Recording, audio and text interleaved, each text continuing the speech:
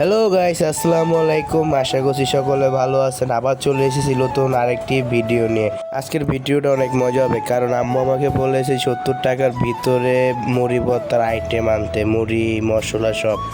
তো গাইস কিভাবে আনবো জানি না, তো ফার্স্টের দোকানে যাব মুড়ি কিনতে।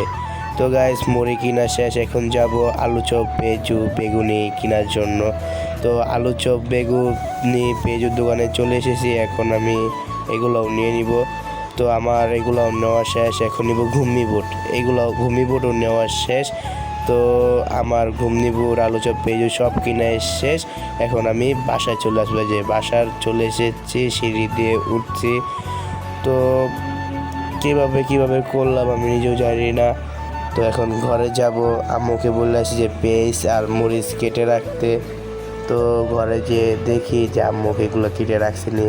তো ঘরে এসে দেখি যে আম্মু এগুলো কেটে রেখে দিয়েছে। তো আমি এখন বানাতে বসে যাবো, এই যে আমি বসে গেছি।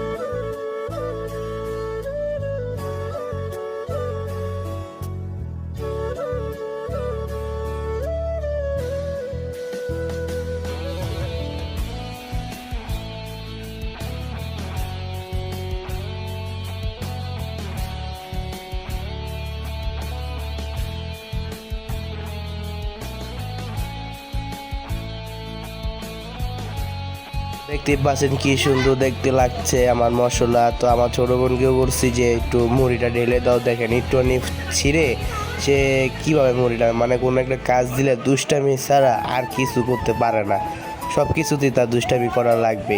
তো আমার মুড়ি মাখা শেষ, এখন সবাই আসবে খাওয়ার জন্য। দেখবেন কি হয়, পুরো বোল, মানে আমার যে এক বোল যে আমি মুড়ি বানাইছি এগুলো সব শেষ হয়ে যাবে 2 মিনিটের ভিতরে। তো আপনারা খালি দেখতেই থাকেন, তাই বলতে বলতে অর্ধেক শেষ, অর্ধেকের বেশি শেষ। এখন দেখবেন কি জানেন, বল পুরাই খালি।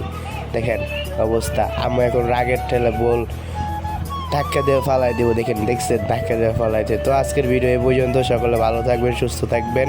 আল্লাহ হাফেজ, টাটা।